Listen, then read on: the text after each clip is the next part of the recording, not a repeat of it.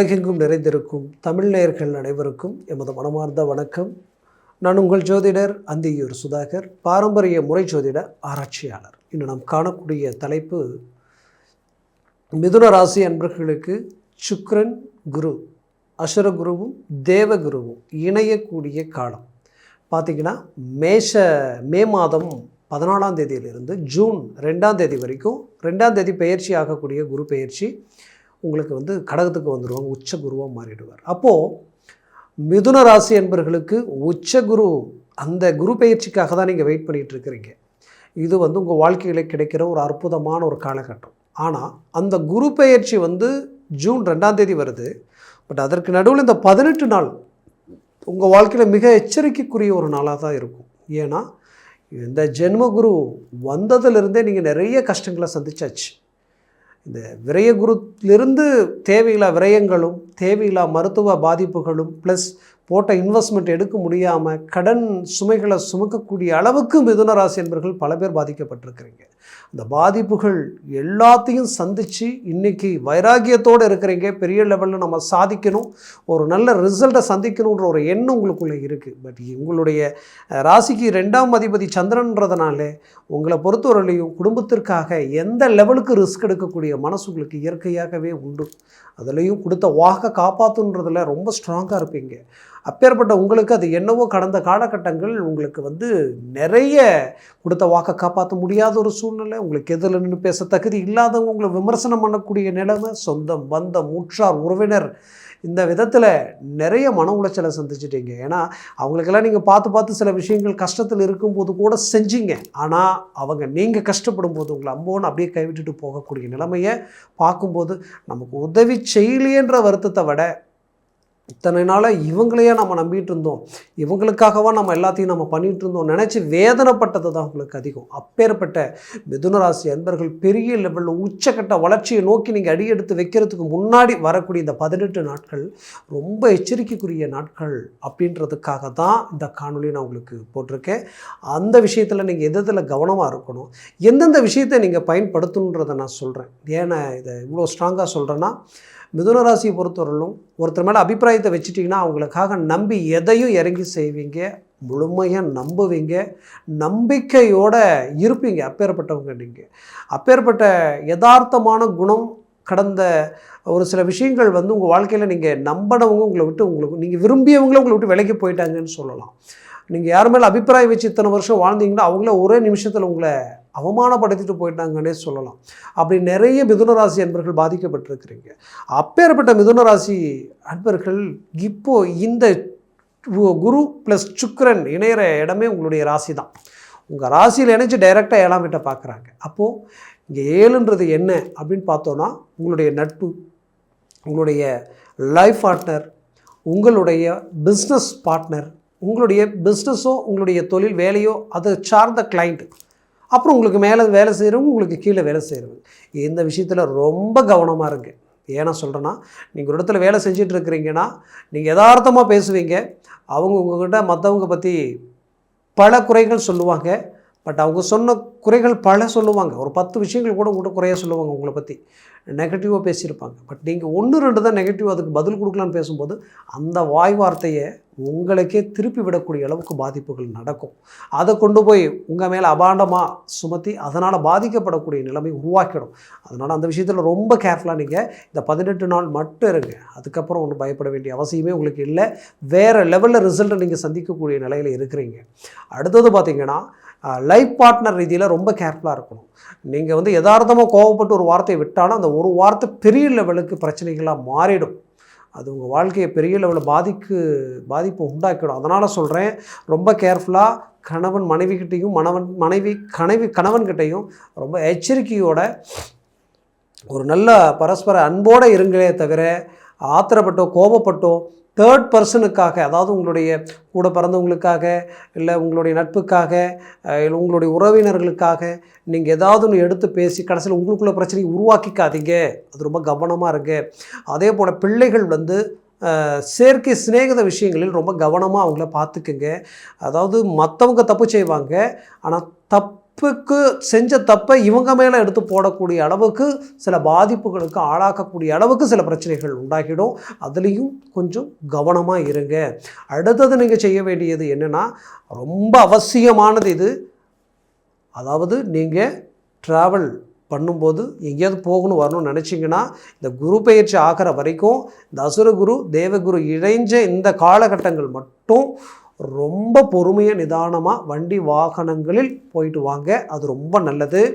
அதே நேரத்தில் மற்றவங்க கொஞ்சம் வேகமாக வண்டி ஓட்டுவாங்க, அவங்களுக்கு பின்னாடி உட்காந்துட்டு போகிறது கூட இந்த நேரத்தில் அவாய்ட் பண்ணிவிடுங்க. போனாலும் பொறுமையாக போ அப்படின்ட்டு அவங்கள கண்ட்ரோல் பண்ணிவிடுங்க. இல்லைனா அது தேவையில்லாத குழப்பத்தை உருவாக்கிடும், மனசில் வச்சுக்கிங்க.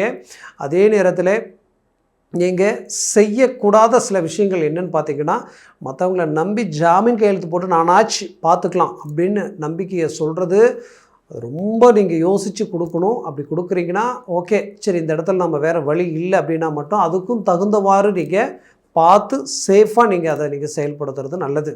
அடுத்தது பார்த்திங்கன்னா, ஒரு ஆன்லைன் சம்மந்தப்பட்ட ரீதியிலையோ ஒரு பிஸ்னஸ் சம்மந்தப்பட்ட ரீதியிலையோ புதுசாக தொழில் இல்லை ஒரு இன்வெஸ்ட்மெண்ட், இதில் ₹1,00,000 போட்டால் உங்களுக்கு ₹2,00,000 வரும், இப்படியெல்லாம் ஒரு நல்ல விஷயங்கள் இருக்குது அப்படின்னு யாராவது சொன்னாலும் அதை பற்றி எவ்வளோ ஸ்ட்ராங்காக இருந்தாலும் இந்த கேப்பில் எதையும் செய்யாதீங்க. இந்த நேரத்தில் அதை தள்ளி போட்டுருங்க, அது உங்களுக்கு நல்லது. அடுத்தது பார்த்திங்கன்னா, உங்களுடைய பிஸ்னஸ் கிளைண்ட்டோ உங்கள் வேலை சார்ந்த ரீதியில் வரக்கூடிய கிளைண்ட்டுக்கிட்ட பொறுமையாக பேசுங்க. அவங்கக்கிட்ட அவங்க கோவப்பட்டு பேசினா கூட அவங்கள சாந்தப்படுத்தி பிடிச்சி அனுப்பிடுங்க. அதுதான் புத்திசாலித்தனம். இல்லைனா அது அந்த இடத்துல தேவையில்லாத இஷ்யூவாக மாறிடும். ஏற்கனவே நீங்கள் ஏதாவது ஒரு டாக்குமெண்ட் சம்மந்தப்பட்ட பிரச்சனைகளில் ஏதாவது ஒரு பாதிப்போ இல்லை அக்கௌண்ட் சம்மந்தப்பட்ட ரீதியில் உங்களுக்கு ஏதாவது ஒரு குழப்பங்கள் இருந்தாலும் அந்த விஷயங்களை இந்த நேரத்தில் பெருசாக அதை பற்றி கலைச்சி பேசியோ அதை ஏதாவது சரி பண்ணலான்ற பெரிய ரிஸ்கில் எடுக்க வேண்டாம். புத்திசாலித்தனத்தில் எதையாவது ஒன்று செய்யலாமே தவிர பேச்சுவார்த்தையில் சரி பண்ணலான்றதை இந்த நேரத்தில் தவிர்த்துடுங்க. ஏற்கனவே ஒரு சில சம்பவங்கள் நடந்துருச்சு, அதை பற்றி உட்காந்து பேசி ஒரு சமரசத்துக்கு வரலாம் அப்படின்னு நினச்சாலும் இந்த நேரத்தை அதை தவிர்த்துடுங்க. இந்த நேரத்தில் உட்காந்து அதை பேச வேண்டாம். இதை மட்டும் நீங்கள் செஞ்சீங்கன்னா உங்களுக்கு ஒரு பெரிய லெவலில் இது எல்லாத்துக்கும் அடுத்த ஸ்டேஜில் உங்களுக்கு ஒரு நல்ல ரிசல்ட் ஆட்டோமேட்டிக்காகவே கிடைச்சிடும். பசங்க நல்லா படித்தவங்களாக இருப்பாங்க, நல்லா படித்த பசங்களாக இருப்பாங்க. ஆனால் நல்லா படித்தவங்க பார்த்தா நல்ல ரிசல்ட் கொடுக்கல, நான் எதிர்பார்த்த பர்சன்டேஜுக்கு ரொம்ப கம்மியாக வந்துருச்சு அப்படின்ற ஒரு வருத்தம் உங்களுக்குள்ளே இருந்தாலும் அடுத்தடுத்த ஸ்டேஜில் அவங்க நல்ல உங்களுக்கு ரிசல்ட் கொடுக்க போகிறாங்க. அதனால் அவங்கக்கிட்ட எதுவும் ப்ரெஷர் கொடுத்து பேச வேண்டாம். பொறுமையாக ஹேண்டில் பண்ணி அழகாக கொண்டு வந்துடுங்க. கண்டிப்பாக அவங்க உங்களுக்கு நல்ல ஒரு பலமான ஒரு நல்ல மனநிறைவை கொடுத்துருவாங்க அடுத்த காலகட்டங்களில். இதில் குறிப்பாக விரும்பியவர்கள் பிடிச்சவங்க நீண்ட நாளாக விரும்பியவர்களும் சரி, நீண்ட நாளாக ஒரு நல்ல ரிலேஷன்ஷிப்பில் இருக்கக்கூடியவங்களும் சரி, அதே நேரத்தில் ஒரு நல்ல நெருங்கிய நட்பாக இருந்தாலும் சரி, நீங்கள் ரொம்ப கேர்ஃபுல்லாக இருக்கணும். ஏன்னா இங்கே பிரச்சனையே இந்த இடத்துல தான் வரும். ஏன்னா அசுரகுரு தேவகுரு ஃபஸ்ட்டு அந்த இடத்த தான் பாதிக்கும். அந்த நட்பு ஏதாவது ஒரு சின்ன காரணமே இல்லாத சங்கடத்தினால பெரிய பிரிவை சந்திக்கிறதுக்கு உண்டான வாய்ப்பு இருக்குது. அதனால் நீங்கள் கொஞ்சம் கவனமாக இருந்தீங்கன்னா அந்த நிலைமை அந்த இடத்துல வராது. வந்துருன்றதை நான் ஸ்ட்ராங்காக சொல்லணுன்றது என்னுடைய ஆசை இல்லை, வந்துடக்கூடாதுன்றதுக்காக தான் நான் சொல்கிறேன். அதே நேரத்தில் உங்கள் ஜனன ஜாதகத்தில் திசா புத்தி ப்ளஸ் சர்வாஷ்ட வர்க்க பலன்கள் ஸ்ட்ராங்காக இருந்தால் நீங்கள் பயப்பட வேண்டிய அவசியம் இல்லை. ஏன்னா இவ்வளோ ஸ்ட்ராங்காக சொல்கிறேன்னா அது உங்களுக்கு ஜனன ஜாதகத்தை பார்த்தா தானே உங்களுக்கு தெரியும். நீங்கள் பார்க்காமலே இருக்கிறீங்க, அதுவும் வீக்காக இருக்குது, இங்கேயும் வீக் ஆகிடுச்சு.